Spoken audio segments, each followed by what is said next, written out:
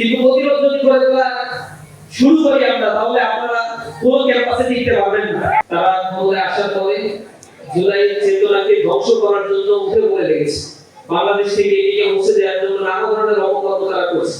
গতকাল রোকেয়া বিশ্ববিদ্যালয়ে ইসলামী ছাত্র শিবির আয়োজিত আলোকচিত্র প্রদর্শনী, জুলাইয়ের গ্রাফিতি অঙ্কন, জুলাইয়ের ডকুমেন্টারি প্রদর্শন, এই প্রোগ্রামকে কেন্দ্র করে বাইরের কিছু টোকাইদেরকে নিয়ে এসে আমাদের সেই প্রোগ্রামে তারা হামলা চালায়। একেবারে হামলা চালিয়ে ডকুমেন্টারি যেগুলো প্রদর্শিত হয়েছিল সেগুলোতে তারা ভাঙচুর করে। পরবর্তীতে ছাত্রদের বাধা মুখে তারা ক্যাম্পাস থেকে পালিয়ে যেতে বাধ্য হয়। আজকে আমরা কিছুক্ষণ আগে আমরা দেখতে পাচ্ছি ক্যাম্পাসগুলোকে অস্থিতিশীল করার জন্য জগন্নাথ বিশ্ববিদ্যালয়, সেখানে জগন্নাথ বিশ্ববিদ্যালয় থেকে ইন্ডিয়া ছাত্র সংসদ তারা প্রতিবাদ জানিয়েছে। অন্ধভাবে দলীয়করণ করে অল্প একজন ব্যক্তিকে জগন্নাথ বিশ্ববিদ্যালয়ে দলীয়করণের মধ্যে দিয়ে বিসি নিয়োগ দেওয়া হয়েছে।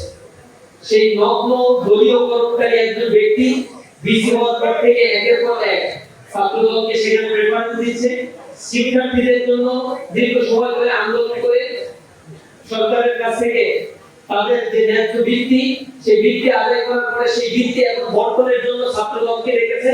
তাদের কাছে অর্থ তুলে দিলে তাদের কাছে বিল্ডিং ব্যবস্থাপনার দায়িত্ব তাদের হাতে তুলে দিতে যাচ্ছে এই প্রশাসন। এত নোংরা একটা প্রশাসন, শিক্ষকরা এত নোংরা হতে পারে, তারা এই কৃষিকে না দেখলে একটু বিশ্বাস করতে পারবে না।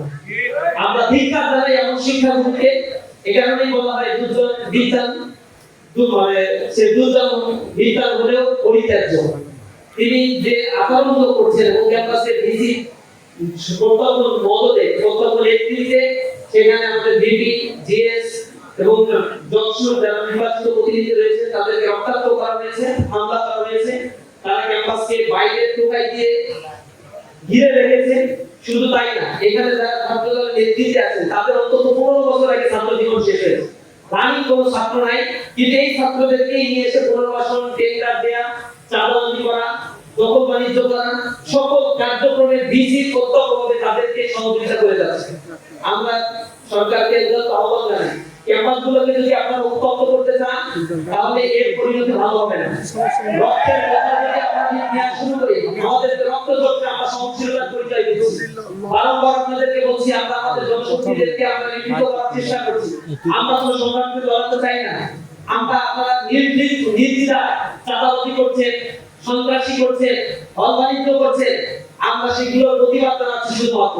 কিন্তু প্রতিরোধ যদি করে দেওয়া শুরু করি আমরা, তাহলে আপনারা পুরো ক্যাম্পাসে টিকতে পারবেন না। আমরা বারবার বলার চেষ্টা করছি প্রশাসনকে, বিশ্ববিদ্যালয়ের প্রশাসন তাতে কর্ণপাত করছে না। আমরা সরকারের কাছে বলার চেষ্টা করছি, কর্ণপাত করছে না। সুতরাং আমাদের যা করণীয় আমরা সেদিকেই যাব। বিশ্ববিদ্যালয় ক্যাম্পাসগুলো যদি উত্তপ্ত হয়, পুরো বাংলাদেশ উত্তপ্ত হয়ে যাবে। আপনাদের ক্ষমতার মস্তক টিকে থাকা অনেক কঠিন হয়ে যাবে।